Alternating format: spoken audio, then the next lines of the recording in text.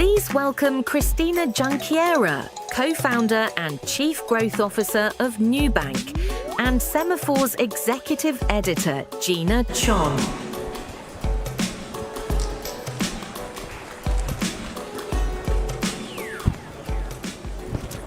Hi, thank you, Chris, for being here. And I'm so excited to have this conversation because we're going to be talking a bit about how the northern part of the world can learn from the innovations in the south and not the other way around for once. So you helped co-found a bank that has grown from starting in 2013 to about 123 million users, starting in Brazil and expanding. Can you talk about how you got there and what really propelled the growth in a way that can translate to other parts of the world, including here in the United States, where we're actually a bit behind, frankly, on financial innovation? Yeah, of course. So thanks for having me. Good afternoon, everyone. So ours is a story really of customer centricity. It all started with us looking at the Brazilian market where people were paying some of the highest fees in the world, some of the highest interest rates in the world, and they had really one of the worst customer experiences in the world. And thinking that technology, design, a lot of data could help really reshape that experience. So I think that customer centricity led us to design products and experiences that people were very much into it. Like when we first started, we felt that people were kind of numb. They assumed like that was just how financial services worked. And no company, no bank was good anyway. So what was the point? But the minute that they saw that the possibility of something materially different, they were so ready for it. So that's how it started, kind of like the spark. But eventually, since we have such a lean model, like very efficient model with no branches, with a lot less bureaucracy, with much more simplified processes, with no paperwork, like with, cutting through. Basically all done through the phone. 100% like mobile only, right? That allows us to have a cost structure that is much more lean, right? Like that's much more efficient. And that efficiency is passed on to customers in the form of like no fees or lower interest rates, whatever it is. And also it allows us to get to a segment of the population that otherwise would not be profitable for everyone else. So a lot of the inclusion that has happened is also because these people are at the margin of the system because players weren't necessarily structured well enough to be able to serve them. So did you find, especially in the beginning, that most of your customers just weren't even associated with the bank, as opposed to having a bank account that they then moved to your system? Yeah, there was always a relevant amount of people that had never had a banking relationship before. I guess not early on, because early on you get the early adopters, right? Like people that are tech savvy, Mm-hmm. But over time, one data point for you, in Brazil alone, by the end of 2013, which was the last time that we did this analysis, 21 million people had their first credit card with us. So that was that's bigger than many countries out there, right? Like those are all people that were at the margin of the system, had never had access to credit before. In Mexico, to this day, we're very relevant already in Mexico. More than half of our customers had never had a credit card before. So there's a lot of new access and inclusion at this point for sure. And currently in Brazil, we're the largest financial institution in terms of number of customers with access to credit. And that can be very powerful. Yeah. Well, and we're here today talking about connectivity and how digital infrastructure in particular can help fuel economic growth. And in some of the countries where you've expanded to, how does that come into play and what are the challenges you face on that front, especially, if there's not a reliable power supply or, various other things that you would need to, be able to use your phone on a regular basis? Yeah, of course. So we are 100% mobile. So from an infrastructure standpoint, connectivity can be an issue. I can say that in Mexico, I wish connectivity were better. In Brazil, we're pretty good. Brazil is probably like the highest adopter of all technologies. It's phenomenal. Like, I don't know if you've seen I know the last panel was on AI, but even the ChatGPT adoption, I think Brazil is number 3 on ChatGPT usage in the world, which is phenomenal, right? I wish connectivity in Mexico were higher, but frankly, like that's not a big bottleneck. I think the biggest bottleneck for us is still cash. You know, the use of physical cash, which is something that Brazil has led the way. People will go like for months in Brazil like without touching cash. But in Mexico and Colombia, there's still very much a cash-oriented economy, although we are now close to 15 million customers in Mexico, and almost 70% of them will testify to using less and less cash after they became customers. So I think there's a bit of a behavior shift that is happening towards digitalization and also like more digital payments happening, which is a big catalyst for also financial inclusion. I think this is something that we saw first in Asia, like with all the Asian fintech companies. With the super apps. With the super apps, the QR code payments, that's very much the case in Brazil today. Like you'll see people, even like sometimes like, street vendors, like people on the streets, like on traffic lights, they'll have like a QR code or like their phone number, like for digital payments. Mexico and Colombia aren't there yet, but if they were to accelerate, actually that's one of the biggest lessons, to your point, like on south to north, that instant payments, digital payments can be a huge catalyst for financial inclusion.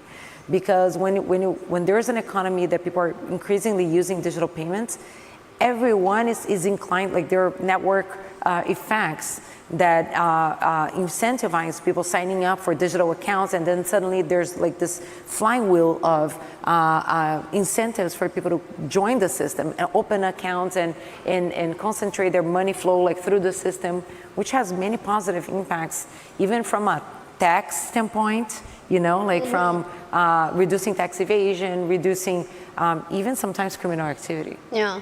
And what have you needed from policymakers in entering these markets? Because obviously, financial services in particular can be sort of a heavily regulated sector. So what have you needed to make inroads, especially as you then compete against, some of the powerful legacy players? Yeah, that's a great question. So we have been very lucky coming out of Brazil, because the Brazilian Central Bank has always been first extremely competent and efficient, but also they had a very clear vision into the future. So Pix, which is the instant payment system in Brazil, has been a topic of conversation worldwide. Like wherever we go, if we go to Asia, if we go to Europe, like people are talking about Pix and how much of a revolution that was in Brazil. Like all the second and third order effect that has had. Also the open banking, open finance like system that was created out of Brazil was it's still ramping up. Like Nubank is the #1 company today, like in terms of open banking requests and the data usage. So those are two very powerful things that policymakers should be looking into very closely. So it's not necessarily about facilitating the entry of new players or lowering the bar for like supervision. We have been playing by the same rules as incumbent banks in all our markets, and taking years to get bank licenses. Like we've been doing all that, but I think there's a lot that policymakers and especially regulators can do in terms of fostering more competition in the system without necessarily touching the things that they rightfully don't want to touch, which is like supervision or like real regulatory requirements. Yeah, because in the end, it's about protecting consumers. Yes.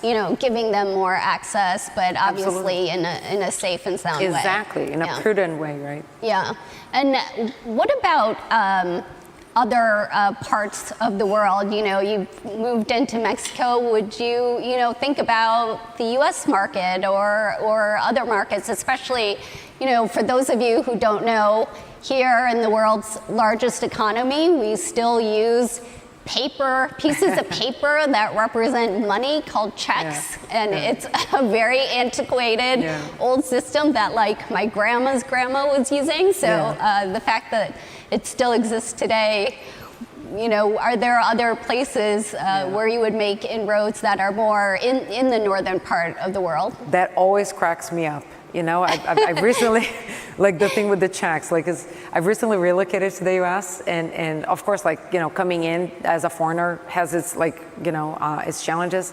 but even like the confusion within the same financial institution telling me that they didn't have a proof of address for me, but they had my mortgage, but the credit card group like couldn't see, like, so there's a lot of inefficiency, right? And it's also a concentrated market. So of course, like it's the largest economy in the world. It's a super interesting market. What I can say is like we have our hands pretty full with Brazil, Mexico, and Colombia.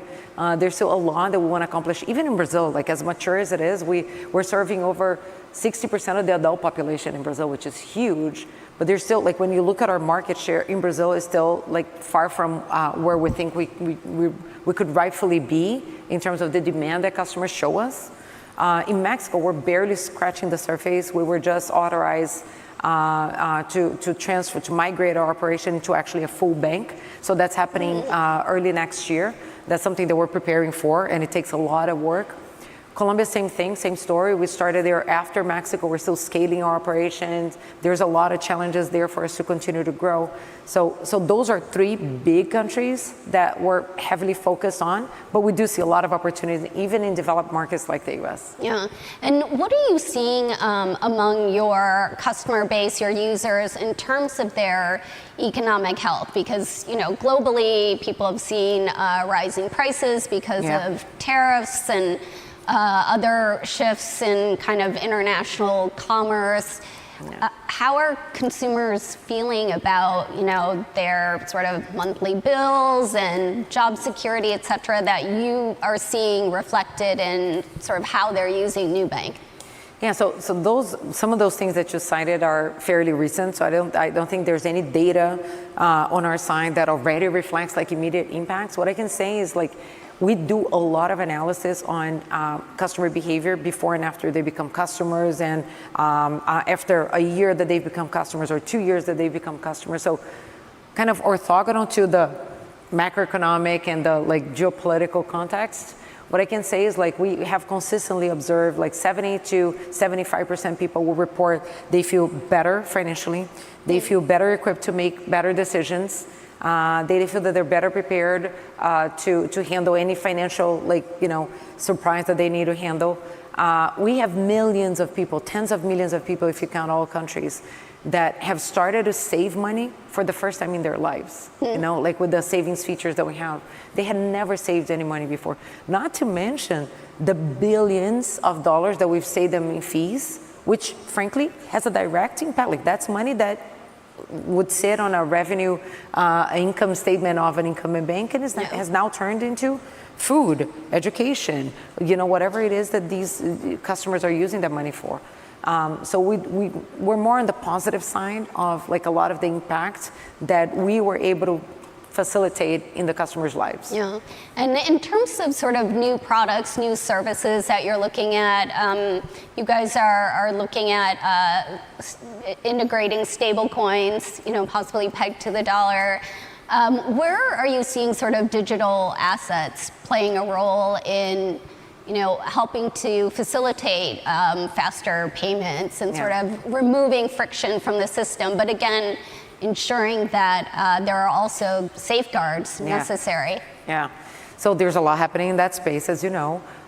We have been working with digital assets for a while now. We're actually the number 2 company handling digital assets and ancillary services in Brazil today, which is like, and it's a very meaningful market. And we're very bullish on the capabilities of, in general, like stablecoin rails, to your point of like, and I think regulation is evolving in that direction in most places all over the world that will allow us to have a very efficient rails, cutting through a lot of like the inefficiencies that exist in the current systems, but at the same time, like in a safe way. So I think that's exactly the direction that the world is going, and we want to be prepared for that for sure. Yeah, well, and they're starting to move in that direction here in the United States, so maybe that's another area where they can learn from you. Yeah. Thank you so much for your time. A pleasure. Thank you. Thank you.